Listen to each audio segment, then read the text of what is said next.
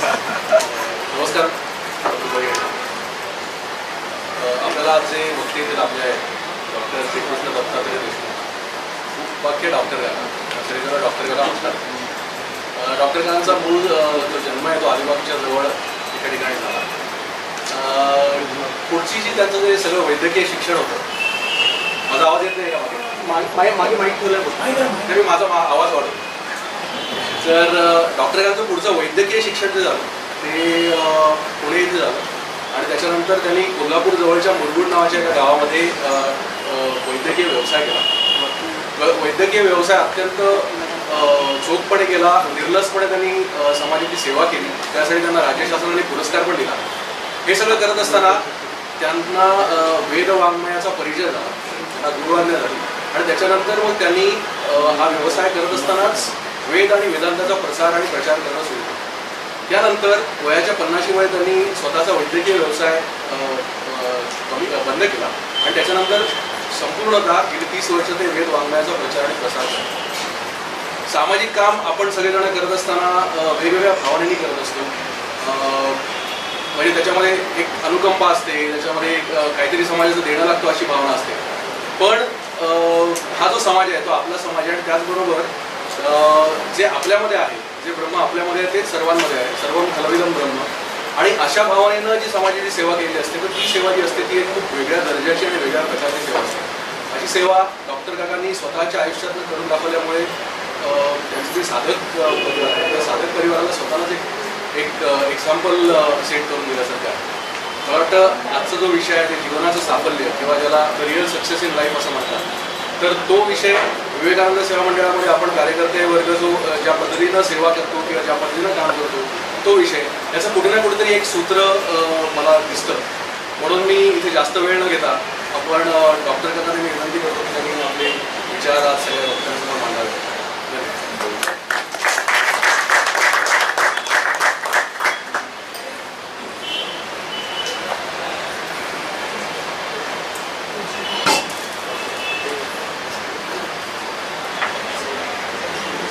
On कर.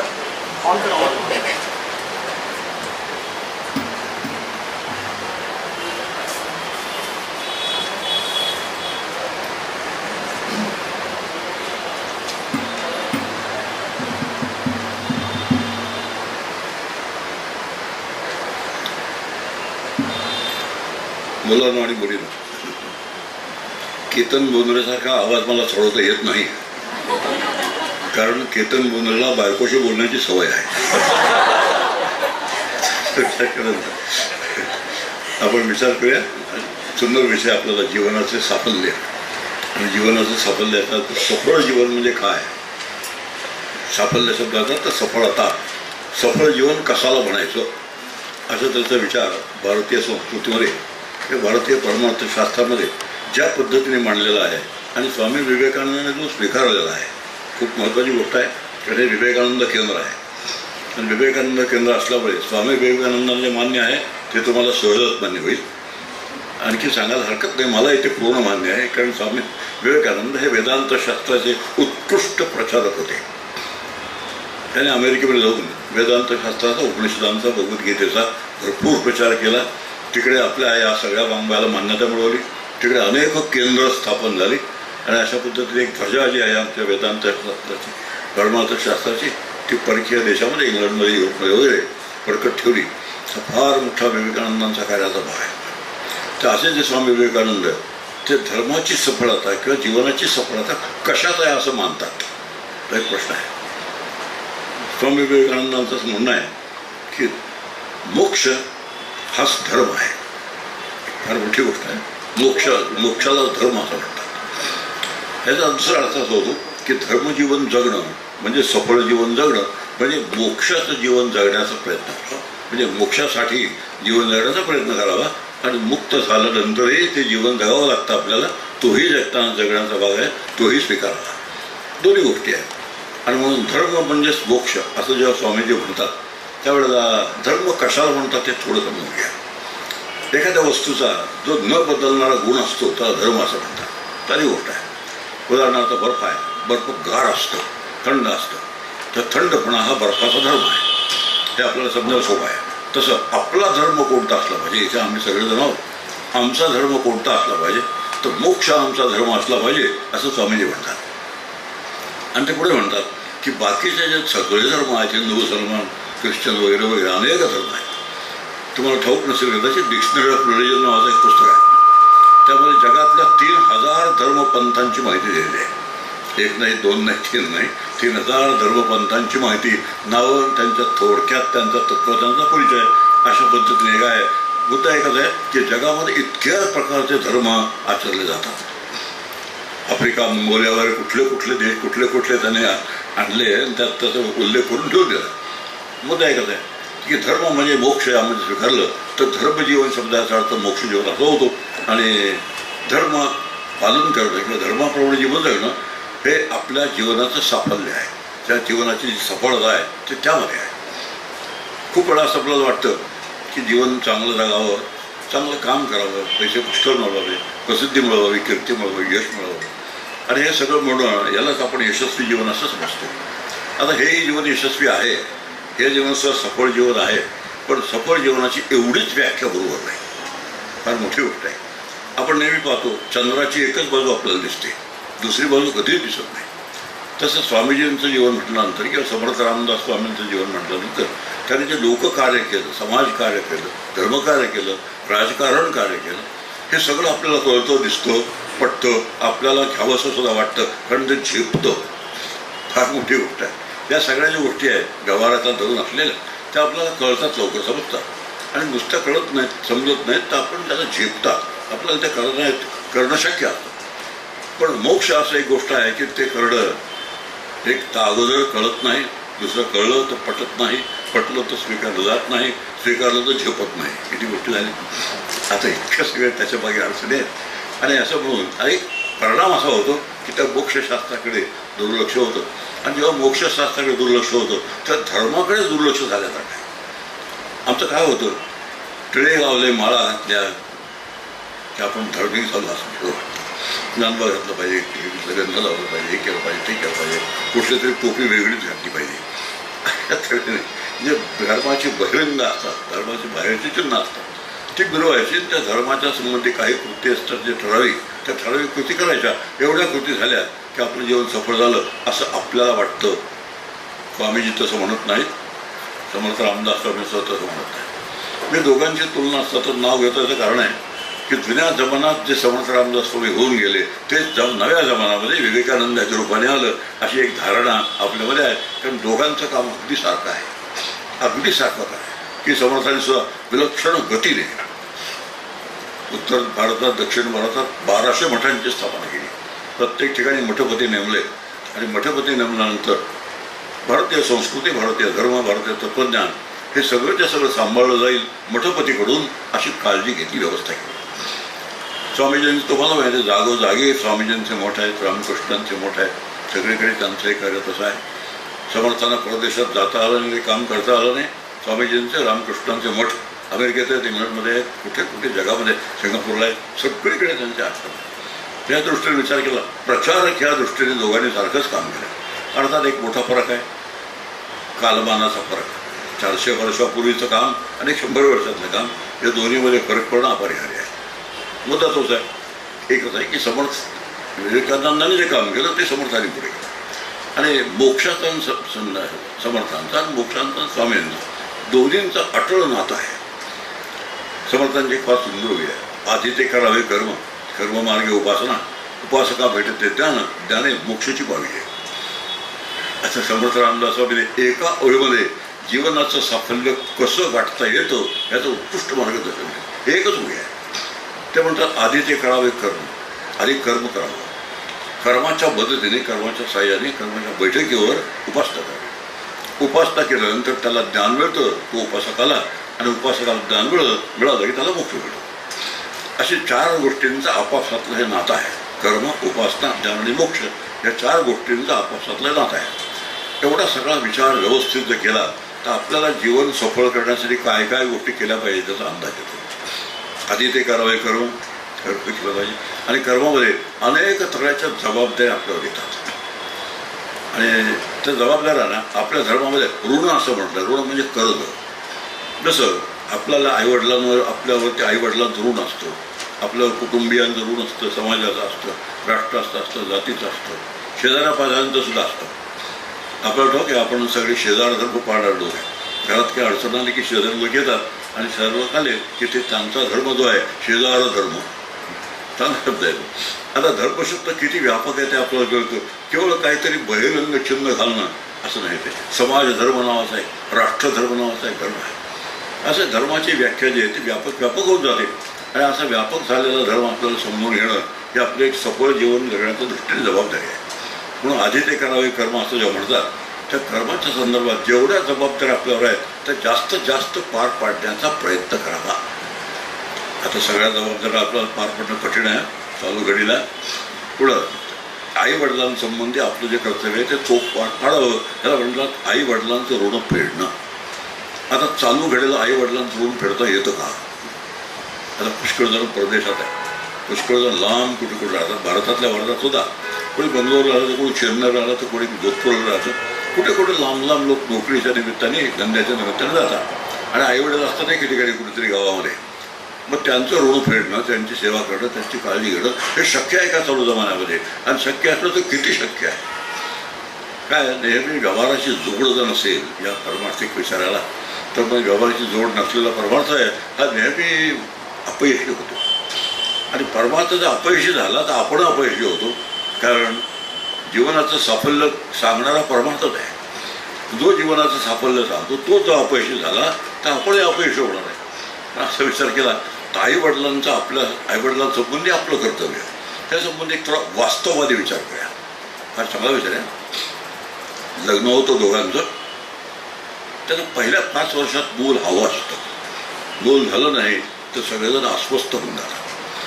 ते अस्वस्थ होतात नाही, त्यांचे नातेवाईक अस्वस्थ होतात आणि विचारायला लागतात अजून कसं काही नाही. आता ते डायरेक्ट नसतं विचारायचं. आता एक प्रश्न तुम्हाला विचारतो की त्या आईवडिलांना मुलांना जे जन्माला घालायचं असतं ते त्यांच्या स्वतःच्या सुखासाठी असतं की त्या मुलाला पृथ्वीच्या पाठीवर माणूस म्हणून जन्माला व्हायची संधी मिळावी म्हणून असतं? प्रश्न जरा अवघड आहे, बेकटे उत्तर द्यायला. पण वास्तव हे आहे की त्यांना त्यांच्या सुखासाठी मूल हवं असतं आणि त्यांच्या सुखासाठी मूल झाल्यानंतर त्यांनी त्या मुलाची जबाबदारी घेणं हे अत्यंत आवश्यक आहे.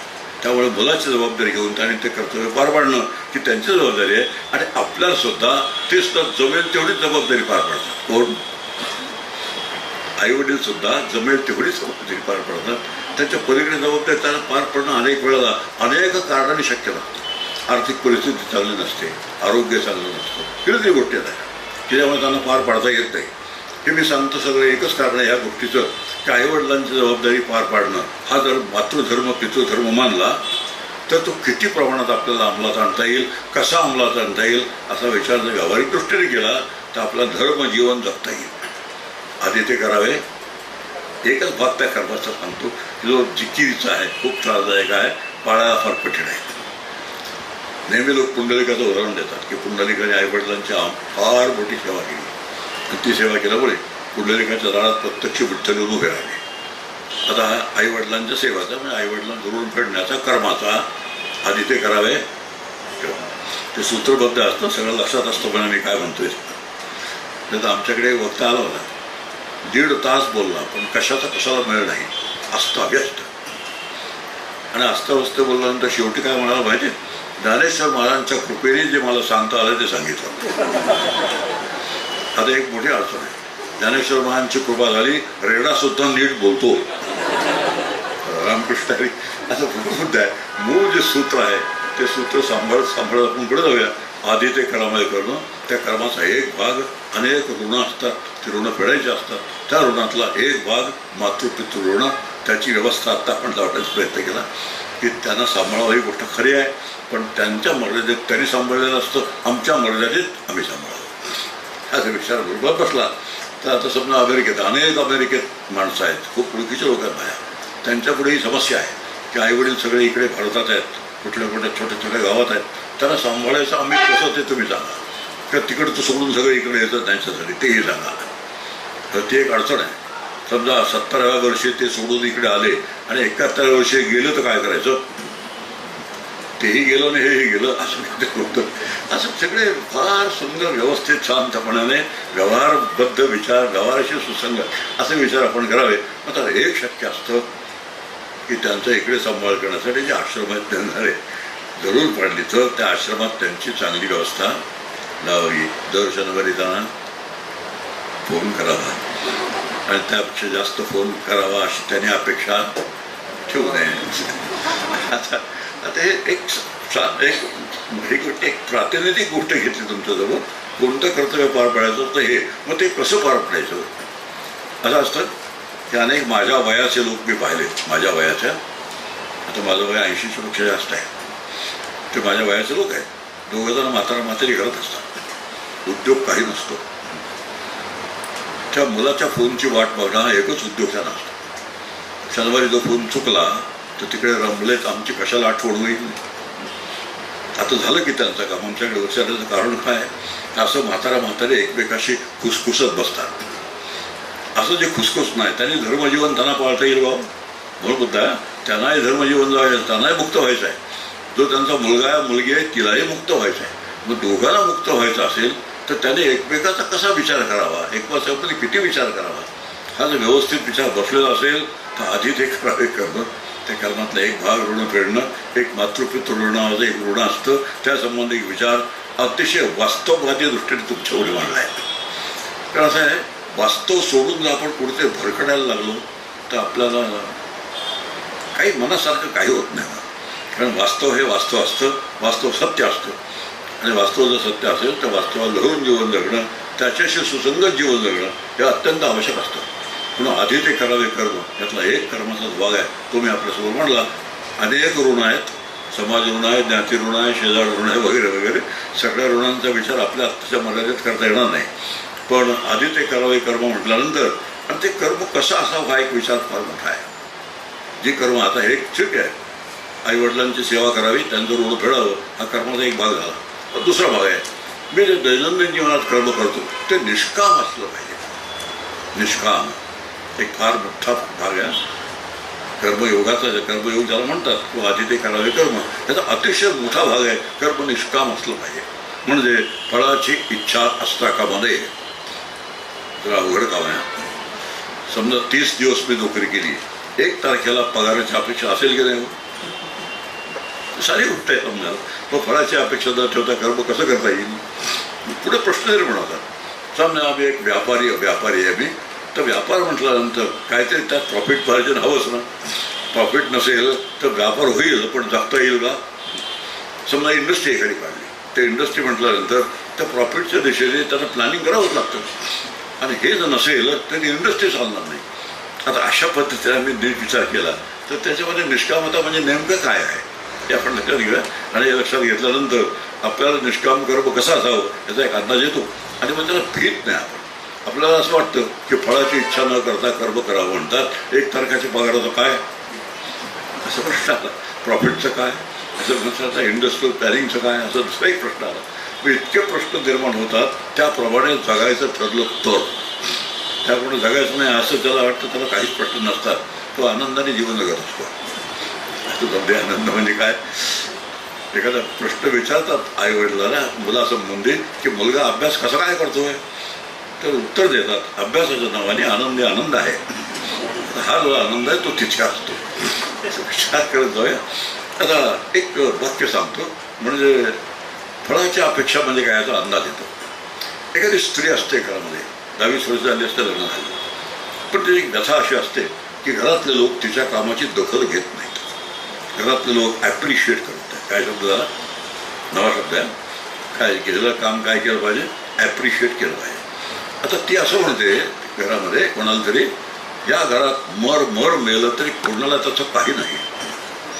काय वाक्य झालं, या घरात मर मेलं तरी कोणाला त्याचं काही नाही.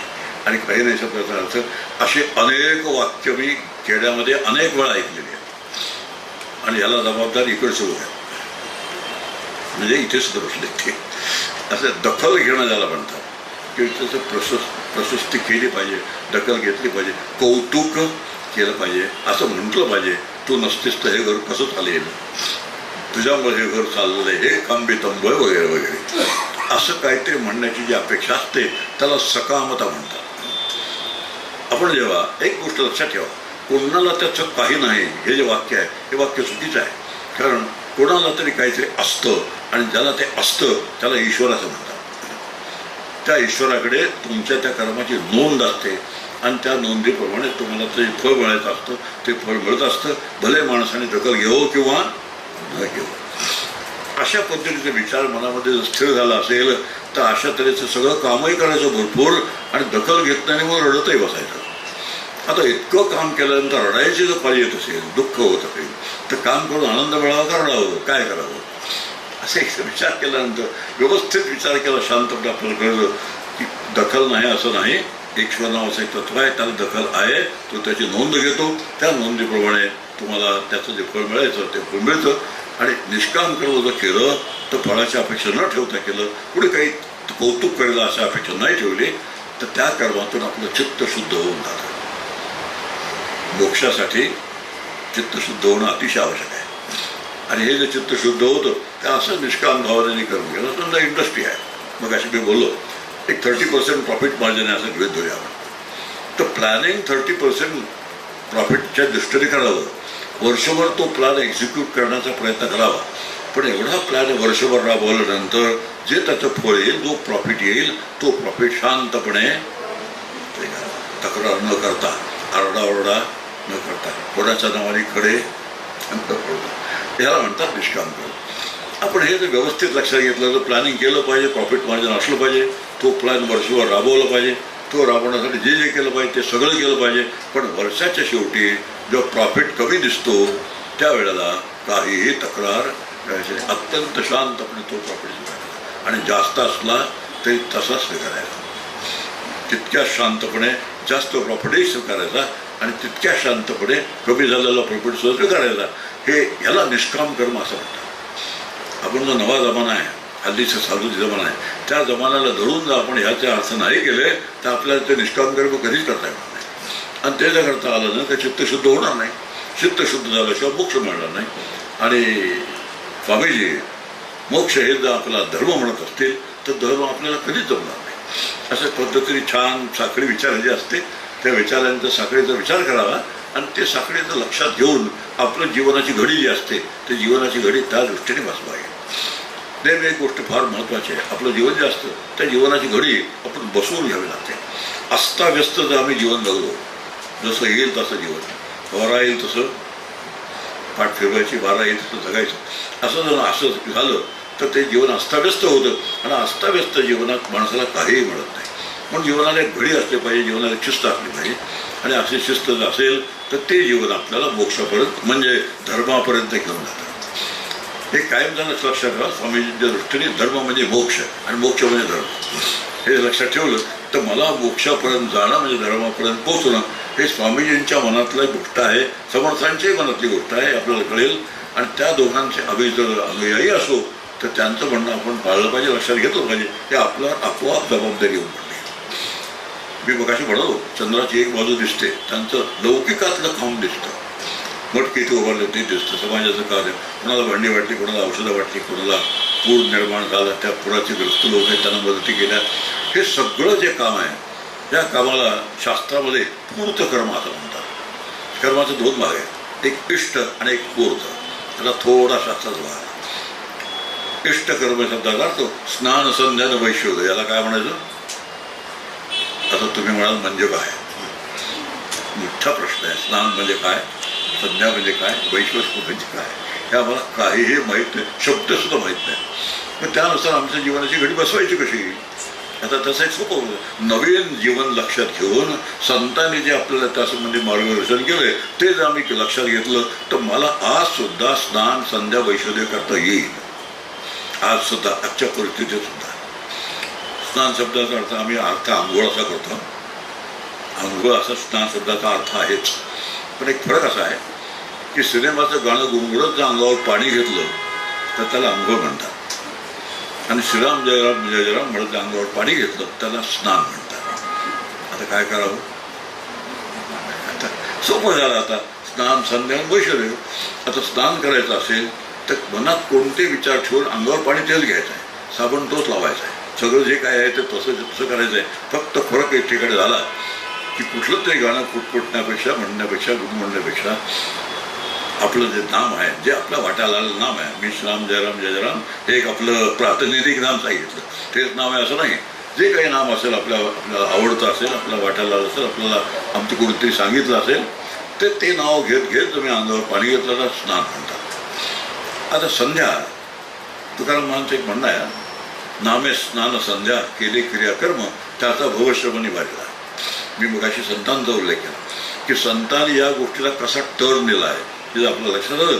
काळाशी सुसंगत टर्न दिलेला आहे. आणि असा काळाशी सुसंगत टर्न तुकाराम महाराज दिलेला आहे त्यांच्या काळात 400 वर्षापूर्वी. आज तो तितकाच व्हॅलिड आहे. आम्ही लक्षात घेतलं तर नामे स्नान, नामे संध्या, नावे क्रिया करा. आता आलं आपलं नामाने संध्या करावी म्हणजे एक ठराविक बसावं, संध्याचे जे वेळा असतात थोडी 5 मिनिटं बसावं, आपलं जे नाम आहे श्रीराम जय राम ते म्हणावं आणि एक लक्षात घ्यावं की माझी संध्या पूर्ण झालेली आहे. जी संध्या शास्त्रात सांगितली ती मी तुकाराम महाराज सांगतात त्या पद्धतीने केली. त्यामुळे संध्या जशी व्हायची तशी झाली. असं लक्षात आलं तर मला ते संध्याचे मंत्र असतात, ते ऋग्वेदी संध्या, यजुर्वेदी संध्या, हे काही पण वेळ शिल्लक नाही. आम्हाला माहिती आहे ना, ऋग्वेदी संध्या वेगळी असते आणि यजुर्वेदी संध्या वेगळी असते, आम्हाला माहिती नाही. कारण आता संध्या करणारे लोक शिल्लक राहिलेले नाहीत. संध्या करणाऱ्या लोकांची आता रात्र झालेली आहे. व्यवस्थित विचार करत जाऊया आणि व्यवस्थित विचार केल्यानंतर आपल्याला कळतं की त्याच क्रिया आहेत पण ज्या आपल्याला नवीन पद्धतीने करता येतात. नामे स्नान, नाम घ्या, स्नान करा, नाम घ्या, संध्या करा, नामाने उत्तर क्रिया सुद्धा करा. धाडच लागतं. उत्तर क्रिया सुद्धा काढताय. बडजी लोक बोलवतात उत्तर क्रियासाठी 2,000 3,000 रुपये त्यांची फी असते. अडवून घेतात त्यावेळेला, जातो कुठे म्हणतात, पण सापडलेलं असतं. आता अशा पद्धतीने काही करण्यापेक्षा तुकाराम महाराज म्हणतात त्या उत्तर क्रियेचे जे मंत्र आहे ते उत्तर क्रियेचे मंत्र तो वडजी यांना बाजूला ठेवा आणि जय जय रामकृष्ण हरी म्हणा आणि उत्तर क्रिया पार पाडा. मी माझ्या वडिलांची उत्तर क्रिया अशी आळंदीला पार पाडली, वडजी बोलवले नाही, आणि मी रामकृष्ण हरी म्हटलं त्या पिंडाला कावळा शिवला. आता झालं की नाही काम. असं लक्षात घ्या. पण नामाने संध्या करता येतं, नामाने स्नान करता येतं, नामाने वैष्णवदेव करता येतं. हे सगळं आम्ही लक्षात घेतलं तर नावं तीच आहे, स्नान संध्या वैष्णवदेव, पण करण्याच्या पद्धती ज्या आहेत त्या पद्धती कालमानानुसार बदललेल्या आहेत आणि त्या बदललेल्या पद्धती संतांनी आमच्यासाठी मंजूर केलेल्या आहेत. हे खूप लक्षात ठेवायचं. शास्त्र आणि संत ह्याच्या पलीकडं आम्ही काहीही स्वीकारायचं नाही. आणि संतांचं हे मान्य केलं असेल, संतांनी पुरस्कार केला असेल, आम्हाला स्वीकारायला काहीच अडचण नाही. म्हणून आपले जे धर्माचे नियम आहे स्नान संध्या वैष्णवदेव हे करता येतात. आता वैष्णवदेव शब्दाचा अर्थ असा होतो की जुन्या काळी प्रवास करत असेल लोक, त्या प्रवास करताना कुठेही असं लॉजिंग बोर्डिंग हॉटेल वगैरे काही नसायचं. कुठेतरी धर्मशाळा एखादी असली तर असली, नसतं तर नसली. तर अशा धर्मशाळेत जायचं आणि एखादा वाट सुरू प्रवासी तिथे दिसतोय का ते बघायचं, त्याला घरी बोलवायचं, जेवायला घालायचं आणि पाठवायचं. याला म्हणतात वैष्णवदेव. आता लक्षात आलं वैष्णवदेव म्हणजे काय. गरजू असतो कुठेतरी, आज तसे गरजू दिसत नाही. एस टी स्टँडवरती पाववडा भरपूर असतो, कुठे गेलं तरी वडापावाला काय तोटा नाही आहे. आता अशी परिस्थिती बदलली, पण अशी परिस्थिती बदलली जरी असली तरी कुठेतरी भुकेला असला दिसला तर आपण आपल्या पद्धतीने त्याला मदत करावी. याला म्हणतात वैश्वदेव. मंत्र काय, श्रीराम जयराम जय जयराम. त्याला मदत करताना जय जयराम कृष्ण हे म्हणा, ती मदत करा, झाला वैश्वदेव. अशा पद्धतीने आम्ही जर स्वीकारलं ते तरच आजच्या जमान्यामध्ये हे घडू शकेल, नाही तर घडणार नाही. आपण न घडण्यापेक्षा अशा पद्धतीने घडणं कितीतरी चांगलं आहे. आणि असं जर आम्ही करत गेलो तर त्याचा परिणाम चित्तशुद्धीत होतो. आणि चित्तशुद्धी शब्दाचा अर्थ असा होतो जे मी करायला पाहिजे ते केलेलं आहे ह्याचं जे समाधान आहे त्याला चित्तशुद्धी असं म्हणतात. हा छान व्याख्या आहे. जे मी करायला पाहिजे, जे माझ्याकडून अपेक्षा आहे ते मी जर केलं तर त्यातून जे एक समाधान निर्माण होतं त्या समाधानाला चित्तशुद्धी असं म्हणतात. आणि चित्तशुद्धी माझी गरज आहे, माझ्यासाठी करायचं आहे. मी हे जे करतोय ते त्याला मदत करण्यासाठी करत नाही आहे, तर माझ्या चित्तशुद्धीसाठी करतोय. मी कोणावर उपकार करतोय त्याच्यासाठी नाही करत आहे, माझ्यासाठी करतोय. ही जी भूमिका आहे ही भूमिका आपली स्पष्ट असेल. कोणावरही उपकार करण्यासाठी काहीही करायचं नाही. ते उपकार केले, समजा त्यांना मदत केली तर मदत केल्यानंतर मदत करण्याचं जे माझं कर्तव्य ते मी पार पाडलंय, ते पार पाडल्याचं जे सुख आहे ते सुख मला मिळतं, त्याला चित्तशुद्ध म्हणतात. आता हेच आम्ही छान लक्षात घेतलं तर कोणावर उपकार करण्यासाठी मला काहीही करायचं नाही, उपकाराच्या भावनेने काही करायचं नाही. मी उपकार करणारा आणि तो उपकार करून घेणारा अशा पद्धतीची वाटणी जी आहे ती वाटणी आतमध्ये असता कामा नये. असं जर असेल तर निष्काम कर्म होऊन जातं. आणि निष्काम कर्म झालं की त्याच्याकडून परतीची अपेक्षा नाही, थँक्यू म्हणायची गरज नाही. आज तुमच्यामुळे मी जगलो बरं, अन्नाचं तुम्ही नसतं तुम्हाला अन्न नसतं मिळालं, असं तो नाही म्हणाला तर अन्न दिलेलं फुकट गेल्यासारखं वाटतं. असं जर होत असेल तर ते निष्कामतातलं निघून गेली, आणि निष्कामताचं निघून गेली तर कर्तव्य पार पडल्याचा आनंद आहे, तो आनंद मिळत नाही तर त्याने थँक्यू म्हटल्याचा आनंद मिळतो. असं कुठेतरी आम्ही छान समजून बरोबर बसून घेतली तर मी काय करायचं जीवन जगताना, आणि ते जीवन यशस्वी होण्यासाठी आणि संपन्न होण्यासाठी, किंवा त्याचं फळ जे आहे जीवन साफल्य, जीवनाचे साफल्याचा विषय आहे ना, मधून म्हणून तो शब्द वापरत राहतो. म्हणजे कसं तुम्हाला वाटेल की जे फळावर लिहिलेलं आहे त्याप्रमाणे व्याख्यान झालेलं आहे. असं कोणीतरी वक्ताना निराळ्या युक्त्या कराव्या लागतात, ते युक्ती आहे. आता ठीक आहे, आता चित्तशुद्ध झालं म्हणजे काय होतं, मोक्षाच्या दिशेने म्हणजे काय होतं. आपल्याला मोक्ष हा धर्म आहे असं कोण म्हणतंय? तुमचे स्वामीजी म्हणतात. तुमचं का म्हणालो मी? तुमचं केंद्र आहे, हे विवेकानंद केंद्र आहे, आणि तुमचे स्वामी जर तसं म्हणत असतील तुम्हाला तसंच म्हटलं पाहिजे. आणि तुम्ही येऊन काय वेगळं म्हणत असाल तर ते तुमचे नाहीत, असे अगदी स्वच्छ तुम्ही मांडून ठेवतो. मग आता ते मोक्ष जो आहे त्या मोक्षाच्या दिशेने चित्तशुद्धीचा उपयोग काय, कशासाठी ते करायचं? तर एक उदाहरण सांगतो. आपण जेव्हा उपासना करतो ना तेव्हा उपासना आपलं चित्त शांत होऊन जातं, आणि शांत होतं शब्दाचा अर्थ असा होतो की चंचलताची आहे ते नाहीशी होऊन जाते. तर पुढचा विषय, पण आत्ता विषय असा आहे आत्ता की चित्त शुद्ध आणि शांत झालं तर त्यामध्ये मोक्ष सिद्ध होण्यासाठी जी काही सामग्री लागते, जी काही फुलं द्यायला आहे ते होऊन जाते. उदाहरण सांगतो. एक समजा तलाव आहे, त्यामध्ये पाणी आहे, ते जर गढूळ असेल तर त्याच्यामध्ये सूर्याचं प्रतिबिंब चांगलं पडत नाही, आणि ते जर असं हलत असेल सारखं तर सूर्याचं प्रतिबिंब हा हलतं, तेही हलतं. अत्यंत स्थिर आणि स्वच्छ असं सूर्याचं प्रतिबिंब हवं असेल तर ते पाणी कसं पाहिजे? स्वच्छ पाहिजे आणि शांत पाहिजे. जसं शुद्ध आणि शांत पाणी असल्याशिवाय सूर्याचं प्रतिबिंब त्यात चांगलं पडत नाही, तसं आपलं चित्त शुद्ध आणि शांत असल्याशिवाय आत्म्याचं प्रतिबिंब आत चांगलं पडत नाही. म्हणजे आत्म्याचा जसा अनुभव यायला पाहिजे तसा येत नाही, आणि आत्मानुभव झाल्याशिवाय मोक्ष नाही, मोक्ष झाल्याशिवाय धर्मपालन नाही. असं कोण म्हणतंय? तुमच्याकडून उद्भवून घ्यायला. आता हे हा विचार केला तर जीवनाचं साफल्य मोक्षात आहे, धर्मामध्ये आहे, आपण लक्षात घेऊया. आणि बाकीची जी आपण सगळी कर्म करतो त्या कर्माला त्याचं मूल्य आहे, पण त्यापेक्षा अधिक मूल्य त्याला नाही हे आपण लक्षात घ्यावं. आणि ही सगळी कर्म जसे मदती, अनेक मदत केंद्र आहेत आपले, अनेक पद्धतीचे आम्ही सामाजिक राजकीय जे काही काम करू त्यात एक मूल्य आहे. पण एक लक्षात ठेवूया, या सगळ्याला एक मूल्य असतं आणि त्याला तशी मर्यादा असते. फार महत्त्वाची गोष्ट आहे. प्रत्येक गोष्टीला एक मूल्य असतं आणि त्याबरोबर त्याची ती मर्यादा असते, त्या पलीकडे त्याचं कामच नसतं. आणि जर आम्ही लक्षात नाही घेतलं तर प्रवाहपतितासारखे आम्ही काहीतरी कर्मच करत राहू, प्रवाहपतितासारखे आम्ही काहीतरी उपासनाच करत राहू आमच्या मताने. आणि असं जर आम्ही नुसतंच कर्म नुसतं उपासना अशा पद्धतीने करत राहिलो की ते सर्वस्व आहे असं म्हणून, तर त्याचा जो परिणाम आहे तो परिणाम आपल्याला मिळणार नाही. आणि परिणाम मिळाला नाही तर मग जीवनाचं सार्थक होणार नाही. जीवनाचा अर्थ कशाला आहे? मोक्षामध्ये आहे. कोण म्हणतंय? मोक्ष म्हणजे काय हो?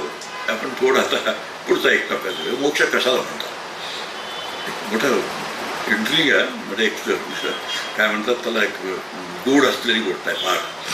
मोक्ष कशाला म्हणतात एक शब्द विचार करूया. आणि विचार केल्यानंतर मोक्षासंबंधी ज्या आमच्या कल्पना असतात त्या आणि खऱ्या मोक्षासंबंधीचा विचार हा खूप वेगळा असा लक्षात येईल. आणि आम्ही समजतो तेवढा मोक्ष गूढ नाही असं कळेल. तर मोक्ष ही कल्पना कशी वाटतं ऐकल्याबरोबर? मला लोक म्हणतात तुमची मुक्ती आणि तुम्ही काय वाटेल ते करा, आमचं त्याच्याशी काही देणं घेणं नाही.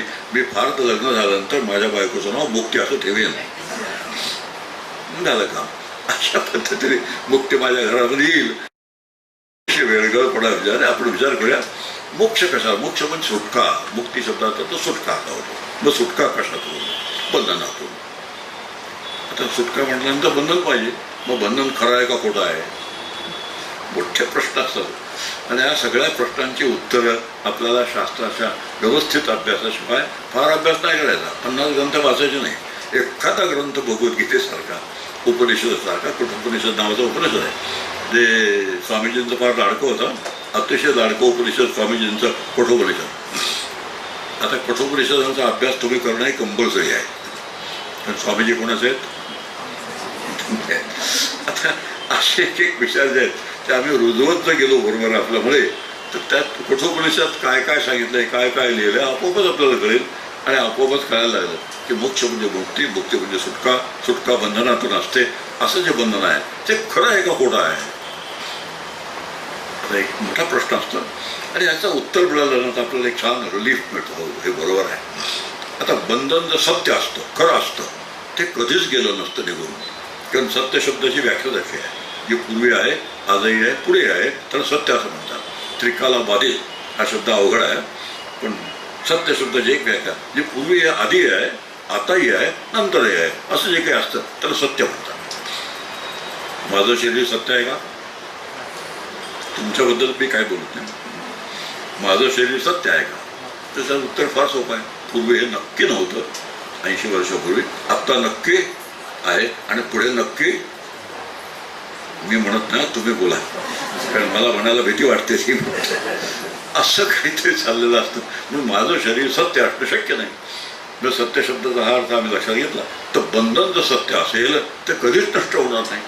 आणि बंधन जर नष्ट होणार नसेल, बंधनात नष्ट होणार नसेल, तर कोणत्याही अभ्यासाचा काहीच उपयोग नाही. म्हणून परमात्मा शास्त्र फुकट राहील सगळं. असं हे जर आम्ही विचार केला नाही तर बंधन सत्य नसतं, बंधन काल्पनिक असतं. आणि ते काल्पनिक असल्यामुळे ते सुटणं हे आम्ही समजतो तेवढं अवघड नसतं. काल्पनिक बंधन कसं असतं त्याचं एक उदाहरण सांगतात नेहमी. पोपटाचा पिंजरा असतो. त्या पोपटाच्या पिंजऱ्याला मध्ये एक दांडी असते, त्याची आतमध्ये पोकळ असते, आणि त्या एका ह्याच्यावरती दांडीवर ठेवलेली असते पोकळ. तो पोपट त्याच्यावर बसतो आणि पोपट बसल्यानंतर ते जे असं गोल गोल फिरतं, ते पोपटाचा तोल जातो, बॅलन्स. कारण ते काय असतं, आतमध्ये एक नळी असते, त्याच्यावर एक पोकळ नळी ठेवली असते, त्याच्यावर पोपट असतो. त्यामुळे ती पोकळ नळी फिरते आणि पोकळ नळी म्हणजे पोपटाला पडल्यासारखं वाटतं, ती नळी घट्ट धरून ठेवतो आणि आपण पडू या भीतीने नळी सोडत नाही. बंधन सत्य का कल्पित, अशा पद्धतीने पोपट जो ती नळी सोडत नाही त्याला काल्पनिक बंधन असं म्हणतात. आणि म्हणून ज्या बंधनातून सुटका करणं त्याला मोक्ष असं म्हणतात. ते बंधन काल्पनिक आहे, सत्य नाही. आता काल्पनिक म्हणून अभ्यासच करायचा असं नाही. नाही तर एक आणखी एक चांगलं आहे, काल्पनिकीचा आहे म्हणून कशाला अभ्यास करायचा, जाऊन द्या, असं चालत नाही.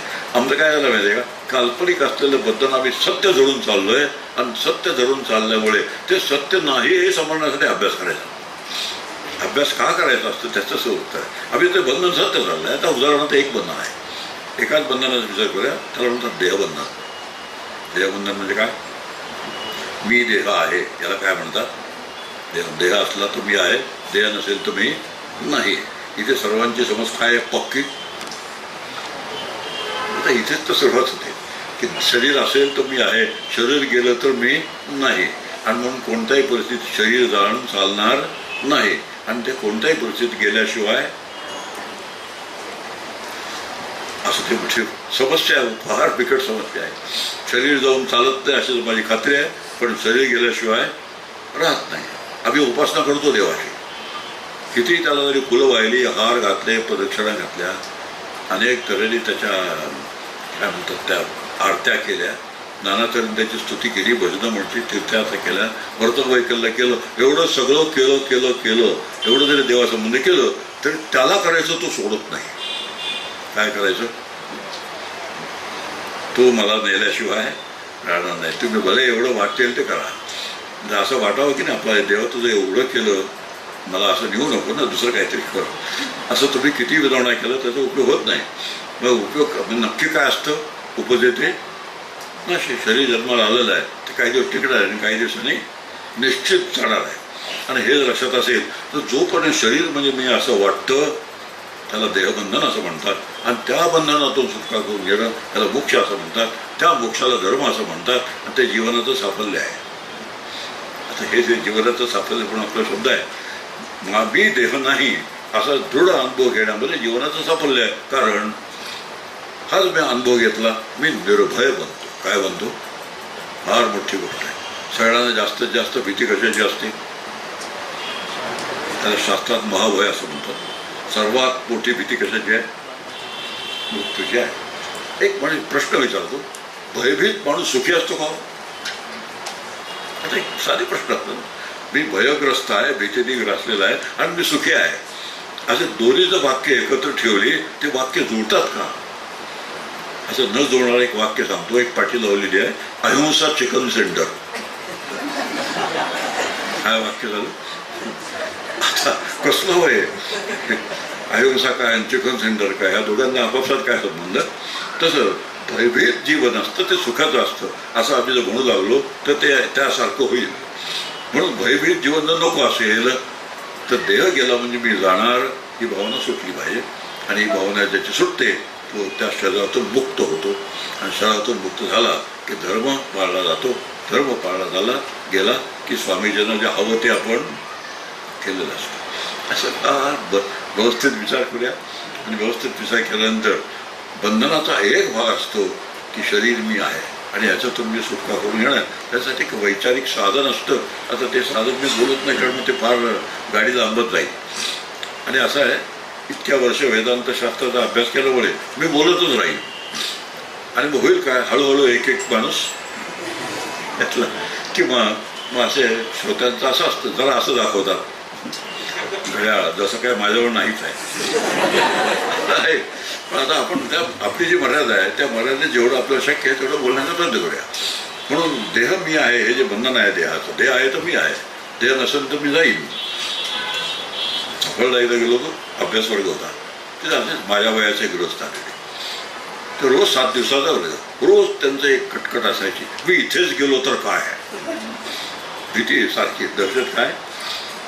असं आहे तरुणपणात ह्या वयामध्ये की नाही मुलं असतात ना, त्या आम्ही मृत्यूला भीत भीत नाही असं म्हणतात. हात असे करतात. कसे करतात? तसं भीत भीत नाही आम्ही. पण जसं वय वाढतं ना तसं हात खाली येतो. अशाच पद्धतीने त्या 80 वर्षाचे ग्रस्त रोज म्हणायचे मी इथेच गेलो तर काय. मी शेवटी त्याला म्हणालो, तू इथेच गेलास तर तुला त्याचं काय. काय म्हणाले त्याला?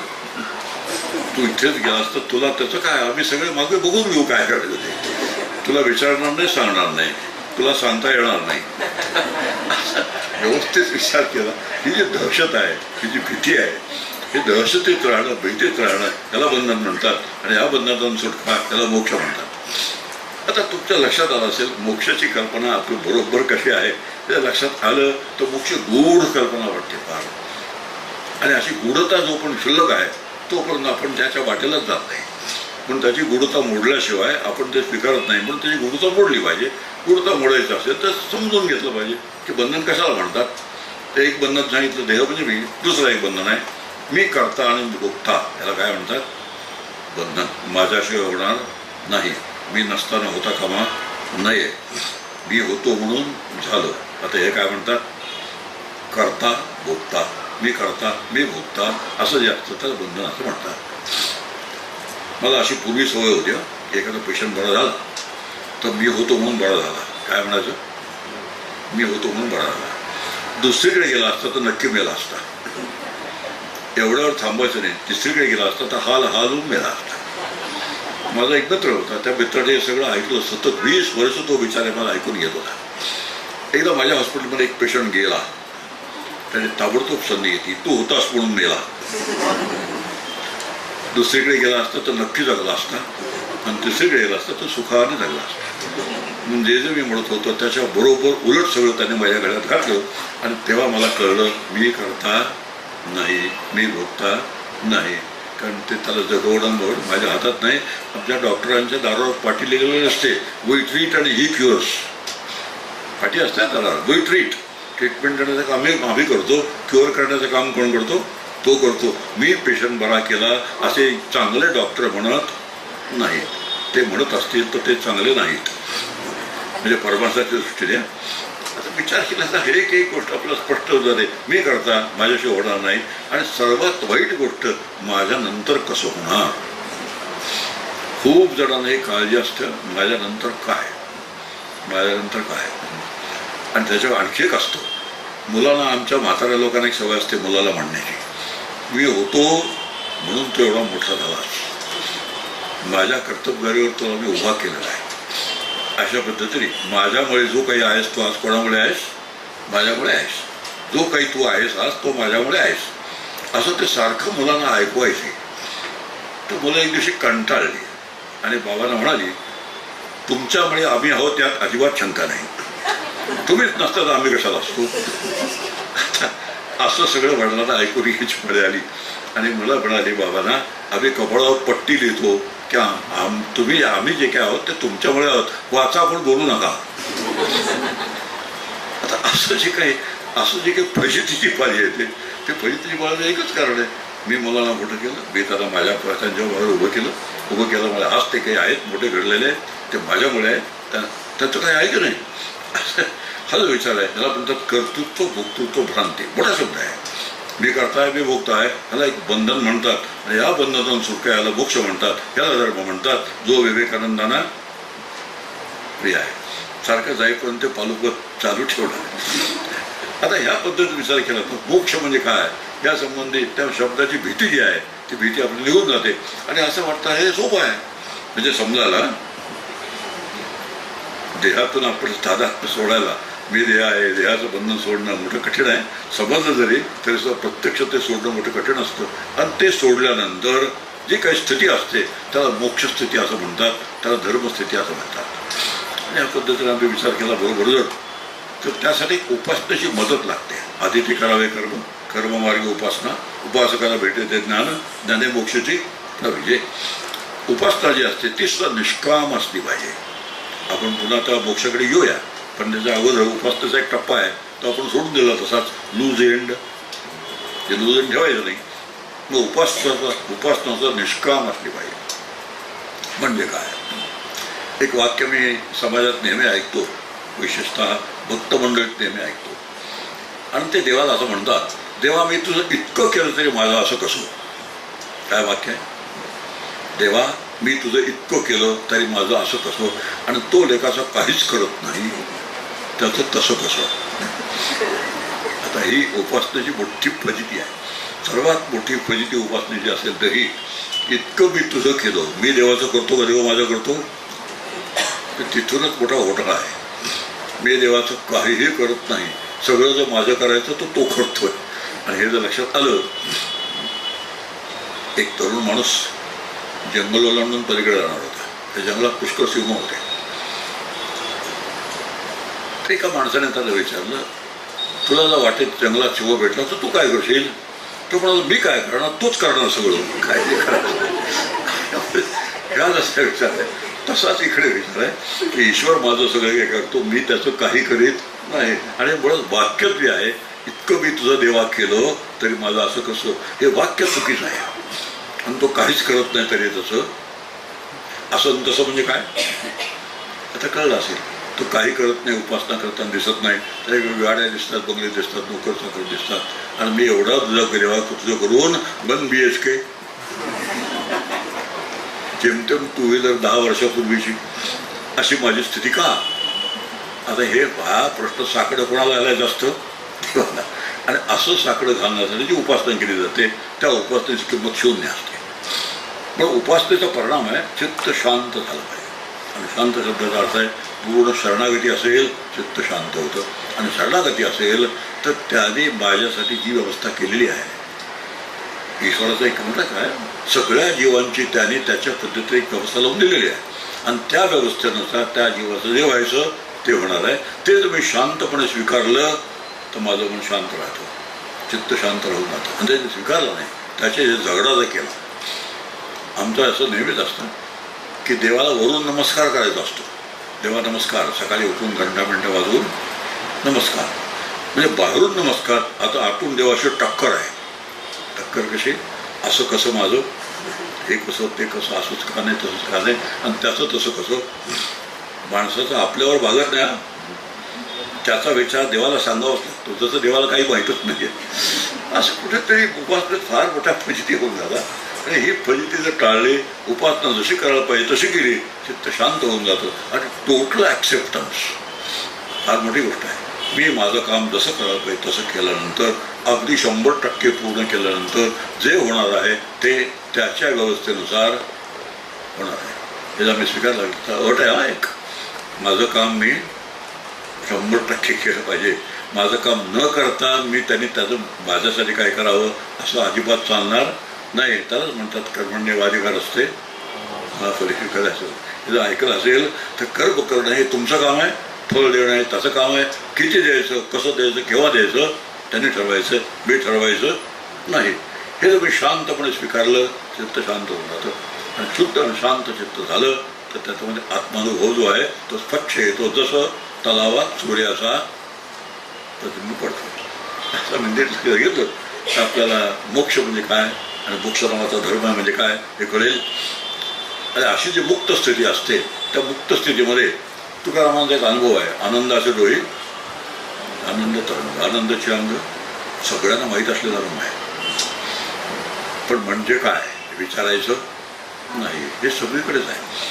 दणक्यात अभंग म्हणायचा, कशाचा? टाळ मृदुंगाच्या दणका. भजन करणारे लोक असतात, टाळ मृदुंग लागतो, त्यांना आणखीन युनिफॉर्म सुद्धा लागतो, इंटरव्हलला कॉपी लागते आणि समोर ETVचं शूटिंग पाहिजे. म्हणजे भजनात रंग भरतो.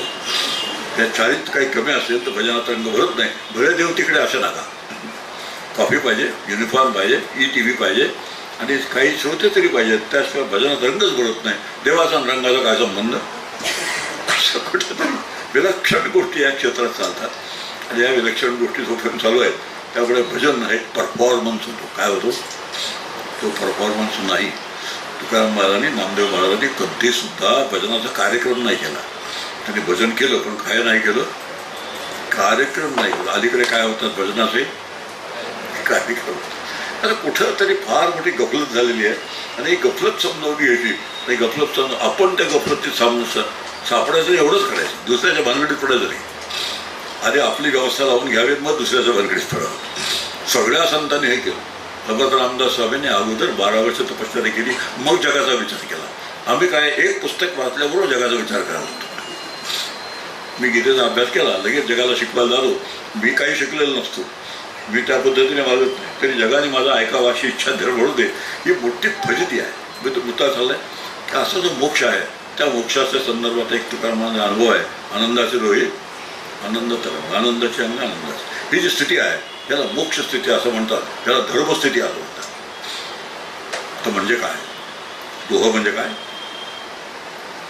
नदीच्या मोठ्या प्रवाहामध्ये एखाद्या ठिकाणी खोल पाणी असतं, खूप, त्याला काय म्हणतात? डोह. त्या नव्या मुलांना डोह म्हणजे काय ते सांगावं लागतं. त्याचं कारण आहे, डोह कधी बघितलेलं नसतं, नदीच बघितलेली नसतं. ते काय करत, धरणं झालेत सगळीकडे, नद्या 12 महिने वाहत असतात, त्यामुळे त्याला डोह वगैरे पाणी उतरलं काय भानगड नाही. पण डोह शोधतात. आनंदाची डोही तुकाराम महाराज जगाला डोह असं म्हणतात. हे जे दिसणारं जग आहे ते डोहासारखं आहे असं तुकाराम. आनंदाचं. आणि ते कसं आहे? आनंदाचा आहे. डोह कसा आहे? जगाच्या डोहाला तुकाराम महाराज आनंदाचा म्हणतात. म्हणजे तुकाराम महाराज जगाला आनंदरूप जग आहे असं म्हणतात. आमच्या जगासंबंधी अनुभव आहे, जग फार वाईट आहे, जग फार कठोर आहे, जग फार निष्ठुर आहे, जग माझ्या वाईटावर टपलेलं आहे. तुम्हाला कसा शब्द माहिती? माझं चांगलं झालेलं जगाला, आता सगळे बोलायची बंद झाल्या कारण मी विचारलं तुम्हाला कसं माहीत म्हणून. आता मला चांगलं लोकांना पाहवत नाही, जगाला पाहवत नाही. ही आमची जगासंबंधीची व्यवस्था आणि अशी आमची जगासंबंधी व्यवस्था. आणि तुकाराम म्हणतात हा जग नावाचा डोह आहे हा आनंदाने भरलेला आहे. आनंदाशिवाय त्यात काहीच नाही आहे. आणि आमचं काय अनुभव आहे? आमच्या अनुभवाच्या ऐवजी त्यांचा अनुभव माझा होणं याला मोक्षाचं म्हणतात. असं विचार करत गेलं तर सगळं आहे. ते म्हणतात आनंद तरंग. आता ह्या जो डोहा तुम्ही आहे हा आनंदरूपच आहे. आणि तरंग शब्दाचा अर्थ जगाशी माझा जो संबंध आहे, नातं आहे, इंटरॅक्शन आहे, ती सुद्धा आनंदमय आहे. आता तिन्ही ठिकाणी आनंदाशिवाय काही नाही असं जे तुकाराम महाराज म्हणतात. तर तुकाराम महाराज मुक्त आहेत, तुकाराम महाराज धार्मिक आहेत आणि ते स्वामी विवेकानंदांना 100% मान्य आहेत. असा विचार करावा. आनंदाचे डोळे, आनंद तरंग, आनंदाची अंग, आनंदाचे. जग आनंदरूप आहे, त्या जगातला मी आनंदरूप आहे. जगाचा माझे संबंध आहे, जे तरंग येतात माझ्यावरती जगाचे, म्हणजे इंटरॅक्शन आहे, ती सुद्धा कशी आहे, आनंदाची आहे. टक्कर नाही आहे. मोठी लाट अंगावर, तरंग आहे. लाट आहे का तरंग? आमच्या काय येतं अंगावर? लाट आहे, सुनामी. साध्या साध्या लाटा नाही. आता सगळं आनंदमय असा अनुभव तुकाराम महाराज जे सांगतात, ते स्वतः कसे येतो? मोठा प्रश्न आहे. तो सांगून मी थांबून जातो. तुकाराम महाराज स्वतःचा बायोडाटा सांगितला एक ठिकाणी. ते बायोडाटामध्ये म्हणतात, आम्ही कसे आहोत? आम्ही सदैव सोडके, जवळ येता चोर धाके. चोराला आमची भीती वाटते म्हणून तो आम्हाला जवळ येत नाही. आम्हाला सगळ्यांना कोणाची भीती वाटते? चोराची. घरी येताना काय केलेलं असतं? कुलूप लावलेलं असतं, तिजोरी असते, त्यात एक बाहेरचा खंड्याच्या आतला, एक खंड्याच्या आतला अंगण, त्याच्यामध्ये दागिने पैसे ठेवलेले असतात. त्याच्या 3 किल्ल्या कुठेतरी 3 ठिकाणी ठेवले जातात, ज्या चोराला सापडणार नाहीत. पण ते असं होतं, मलाच सापडत नाही, चोराला सापडत असं काय सगळे बघितलं. आता अशा पद्धतीने चोराला आपण भेटतो आणि तुकाराम महाराजांना चोर भेटतात. त्याचं कारण, तुकाराम महाराजांच्या घरात जर तो शिरला, 1 रुपया सुद्धा मिळणार नाही. दरिद्री आहेत ना, सुडके म्हणजे दरिद्री. आम्ही सदैव सुडके, जवळ येता चोर धाके. मग तो असं म्हणतो, संबंध रात्रभर जर गिराईक अशीच मला मिळत बसली तर माझं कसं होणार, असं चोर म्हणतो, म्हणून तो भीतो. आता इथे आम्ही सगळे जमलेलो आहोत. कोणाकोणाला पगार आहेत, कोणाकोणाला डिव्हिडंड आहेत, कोणाकोणाचे एफडीज आहेत, कोणाकोणाचे असे तसे पैसे मिळतात. आता इतकं सगळं भरपूर भरपेट असून सुद्धा आनंदाचे दोहे आनंद रंग आमचा अनुभव नाही. आणि असं नसण्याचं एकच कारण आहे, तुकाराम महाराज मुक्त आहेत. मी देह या कल्पनेतून सुटलेले आहेत, मी करता भोगता याही कल्पनेतून सुटलेले आहेत, मी जन्माला येणारा, जगणारा मरणारा याही कल्पनेतून सुटलेले आहेत. या सगळ्या कल्पनेतून बंधनातून त्याने आपली सुटकावून घेतले म्हणून ते मुक्त आहेत. आणि असा मोक्ष मिळणं याला धर्म असं म्हणतात.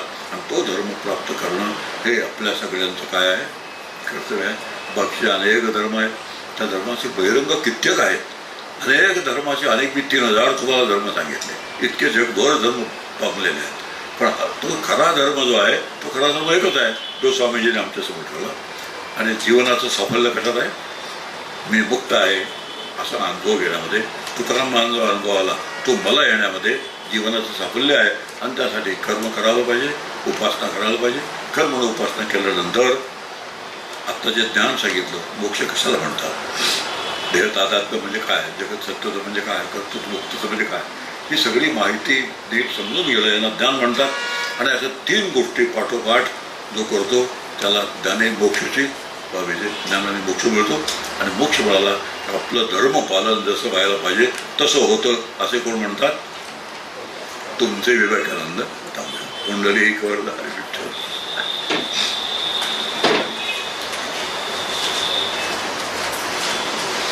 स्वामीजींना अभिप्रेत असलेले खरे विचार आज आपल्याला इथे डॉक्टर काकांनी सांगितले. संतांच्या वचनांना किती ताकद असते ते डॉक्टर काकांच्या स्वतःच्या वाणीतून आपल्याला ते प्रत्यक्ष अनुभवायला आलं असेल. जर कोणाला काही प्रश्न असतील तर 2-3 प्रश्न या विषयाशी संबंधित जेवढे असतील तेवढे प्रश्न डॉक्टर काका घेतील असं त्यांनी सांगितलं. आणि आपल्याला अशी अनुमती दिली. मी रिक्वेस्ट करतो, कोणाला जर काही प्रश्न असेल तर त्यांनी उभं राहून विचार. मी असा एक अनुभव घेतला. संगमनेरला गेलो होतो, एक प्रवचन केलं अशाच पद्धतीचं. एक माणूस उभा राहिला, मला विचारतो, मला म्हणाला तुम्हाला एक प्रश्न विचारायचा आहे. मला वाटलं माझ्या प्रवचनासंबंधी असेल. तो मला म्हणाला, एड्स म्हणजे काय ते सांगा. असे प्रश्न विचारणारे भेटले म्हणजे दहशत बसते मला. बघू नये म्हणून सांगितलं, जो मी विषय आत्ता मांडला त्या संबंधी तुम्हाला काही प्रश्न असेल तर विचारा.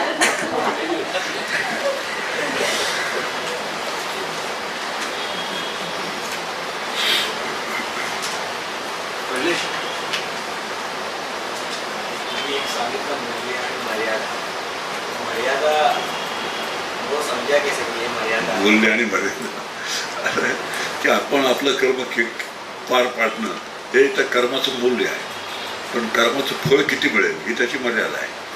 इतकंच मिळणं तितकंच मिळणं अशी अपेक्षा ठेवायची नाही. आपल्यासाठी जी मर्यादा घालून दिलेली आहे त्या मर्यादेत तर मिळणार आणि आपल्याला मिळालं की समजायचं माझ्यासाठी जे फळ आहे ते फळ हीच त्याची मर्यादा, त्यापुढे मिळणार नाही.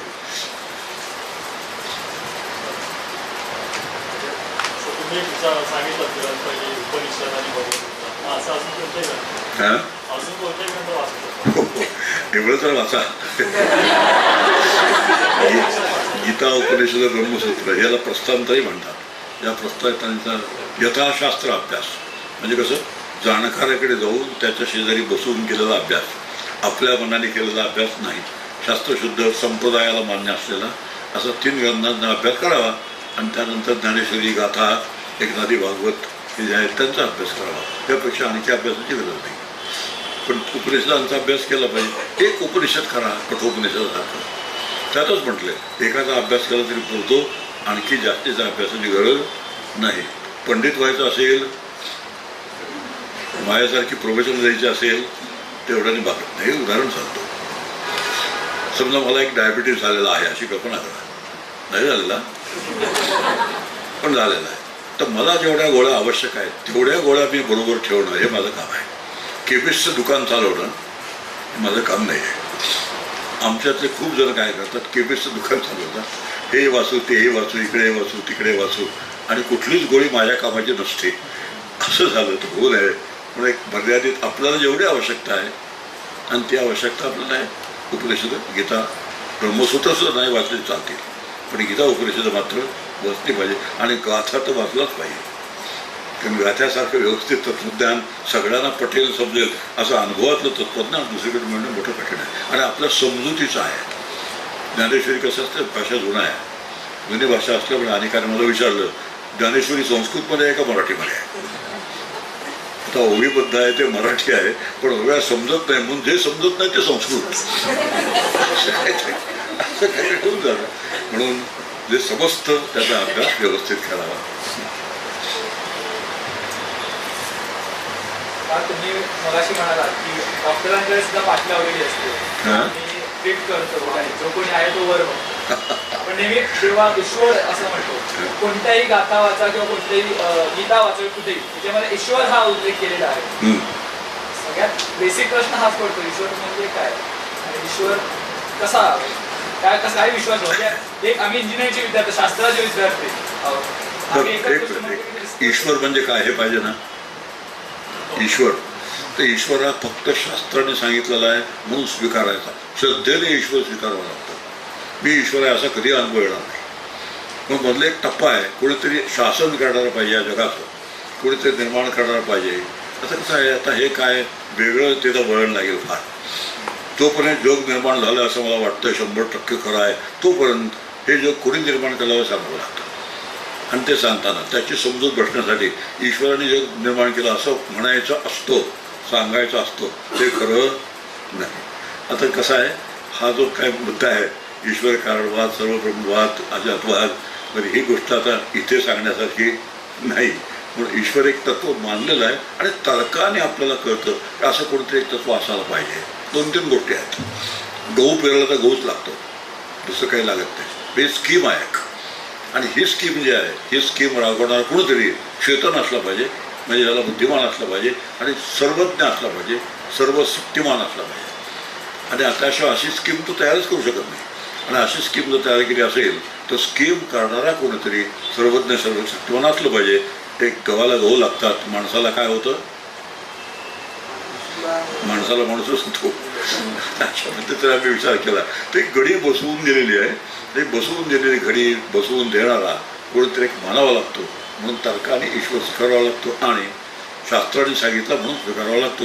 असा ईश्वर आहे. शास्त्र सांगतं म्हणून आणि तर्काला सिद्ध होतं म्हणून तात्पुरती मानण्याची गोष्ट आहे. एवढं आत्ता लक्षात ठेवलं म्हणजे बादशाह. असं काय ईश्वर मिथ्या आहे म्हटलं म्हणजे सगळं संपून जाईल. आपलं काही करायचं नाही.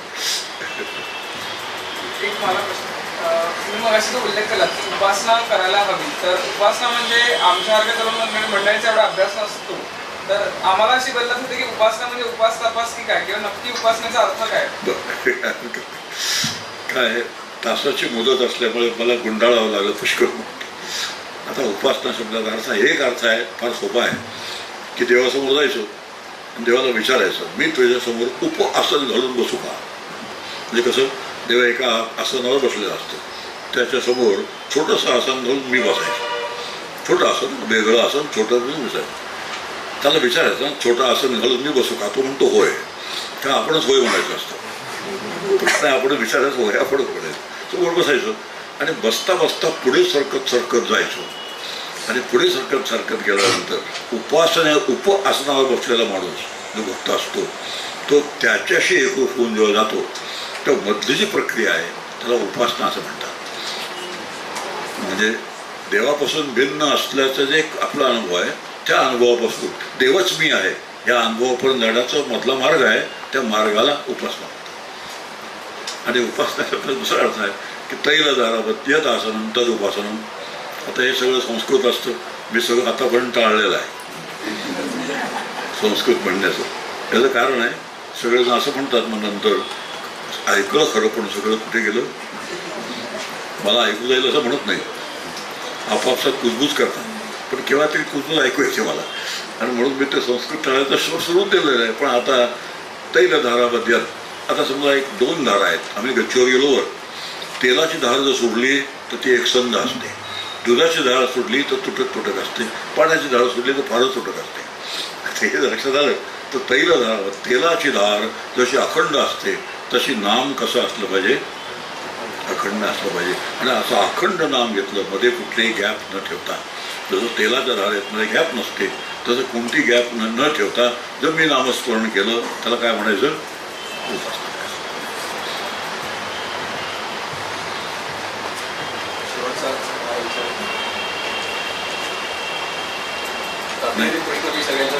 आवाहन करू नको प्रश्न विचारायचा. एक शेवटचा प्रश्न विचारतो. बरीच मंडळी ती धर्ममार्गातनं उपासना करण्याच्या मताची आहे तर त्यांच्यासाठी आपण आता मगाशी सांगितलं पण सामाजिक कामात करत असताना धर्म आणि मोक्ष या 2 गोष्टी सांगत कशी समर्थांची गोळी आहे की त्यामध्ये ते असं म्हणतात की काही वेळ हा आपण समाजकार्यासाठी द्यावा आणि काही वेळ जो आहे तो स्वतःसाठी राखून ठेवावा. आता एक कल्पना नेहमी लक्षात ठेवा माझं माझ्या संबंधी काही कर्तव्य आहे की नाही माझं माझ्या संबंधी कर्तव्य. बाकी सगळी जी कर्तव्य असतात ती देहासंबंधी असतात किंवा कुटुंबियांसंबंधी असतात समाजासंबंधी राष्ट्रासंबंधी असतात पण एक आहे माझं माझ्यासंबंधी काहीतरी कर्तव्य असतं माझं अतिशय पर्सनल त्याचा देहाशी संबंध आहे असा जो मी आहे कोणी आत्मरूप मी तो आत्मरूप मी आहे असा अनुभव घेणं हे माझ्या संबंधी माझं कर्तव्य आहे आणि त्यासाठी वेगळा वेळ लक्षात ठेवून काढावा लागतो आणि हा वेगळा वेळ काढणं त्यासाठी उपासनेसाठी ध्यानासाठी असा वेगळा वेळ जर मी काढला समाजकार्यातून करताच समाजकार्य तर करायचंच आहे कुटुंब कार्य करायचं आहे राष्ट्रकार्य करायचं आहे सगळी कार्य करायचं पण त्या कार्याने फक्त चित्तशुद्धी पलीकडे फळ मिळत नाही आणि ते सुद्धा निष्काम असेल तर समजा तुम्ही व्हॉलंटिअर म्हणून काम केलं कुठेतरी आणि तुमच्या कामाची कुणीच दखल घेतली नाही तर कदाचित प्रतिज्ञा कराल पुन्हा इथे येणार नाही किंवा कदाचित तुम्हाला जर चांगलं जेवण मिळालं नाही एखाद्या चहा पाणी नाही मिळालं तर काय म्हणू आम्ही जिथे चहा पाणी मिळेल तिथे आम्ही जाऊ चांगले रिटर्न्स म्हणतात त्याला. तर अशा पद्धतीचे विचार आहेत ते कर्मामध्ये असले तर त्याला कर्ममार्ग म्हणताच येत नाही.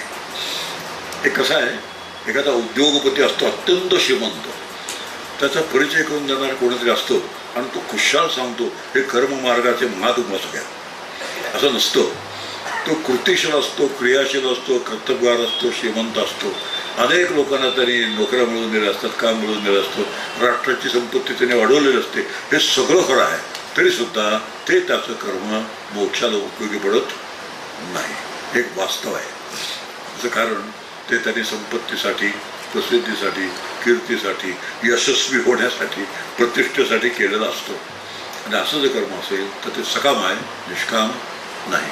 म्हणून निष्काम कर्माशिवाय फळ मिळत नाही.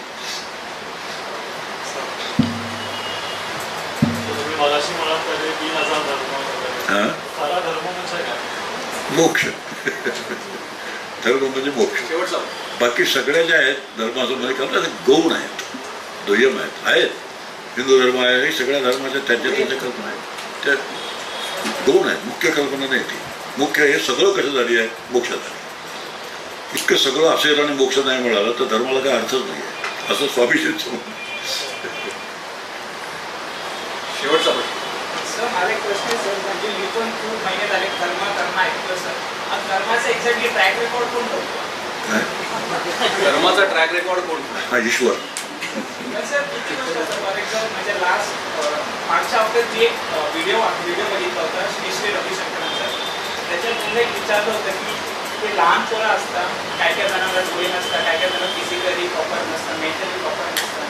तर आता त्यांचा जन्म असं झाला त्याच्यात ते कोणाचे कर्म होते असे की त्यांचा जन्म असतो प्रश्न पडला सगळा. आता एक आपण ईश्वर नावाचं तत्व जे आहे ते सुपर कॉम्प्युटरसारखं आहे, लक्षात आलं आहे. नुसतं एक सुपर नाही, सुपर स्क्वेअर क्यूब म्हणा हवं तरी. तर अशा पद्धतीने ईश्वर नावाचं तत्व आहे आणि ते सुपर कॉम्प्युटरसारखं आहे. सगळ्या जीवांची सगळी नोंद तिथे असते, त्यांच्या कर्माची नोंद तिथे असते, पुण्यपापाची नोंद तिथे असते आणि त्या नोंदीनुसार माणसाला योग्य ते शरीर जसं मिळालं पाहिजे तसं मिळतं. एक उदाहरण सांगतो. एका माणसाला राजा व्हायचं होतं. राजा फार त्याला आवड राजा होण्याची, पण पुढच्या जन्मात राजा व्हावं माणसांचा असं काही त्याचं कर्म नव्हतं. त्यामुळे काय झालं, तो राजा झाला पण माकडाच्या टोळींचा झाला, माकडाच्या टोळीचा राजा झाला. आता हे जे काय आहे, राजा व्हायचं त्याची इच्छा पूर्ण झाली पण माणसांचा राजा झाला नाही का. त्याचं जे कर्म होतं ते कर्म माणसांचा राजा व्हायला जे लागतं ते त्याजवळ नव्हतं आणि म्हणून तो कल्पनाचा राजा झाला. हे आपलं कसं आहे, हे सगळे विचार जे आहेत ते टू एन एक्सटेंट ते ठीक असतात, तर पलीकडे त्या विचारावर काय फार अर्थ नसतो. पण आता हे बोलण्याची ही जागा नव्हे, ही वेळ नव्हे. आपण थांबूया आणि डॉक्टरांना आभार मानू शकत नाही कारण एवढा सुंदर विचार त्यांनी आज आपल्यासमोर ठेवला आहे आणि या विचाराच्या मार्गदर्शनामध्ये आपण आपल्या सर्व कामामध्ये सर्व कार्यामध्ये इथून पुढे चालत राहणार आहोत. पुन्हा जेव्हा किंवा डॉक्टर काका इथे अवेलेबल असतील तेव्हा आपण त्यांना पुन्हा एकदा विनंती करूया की आपल्याशी संवाद साधावा. आपण आता नेहमीच्या प्रथेप्रमाणे पसायदानाने आपण सांगता करूया. पसायदान आपल्या जागेत बसूनच सगळेजण म्हणतील आणि आपण सगळ्यांनी एकत्र आता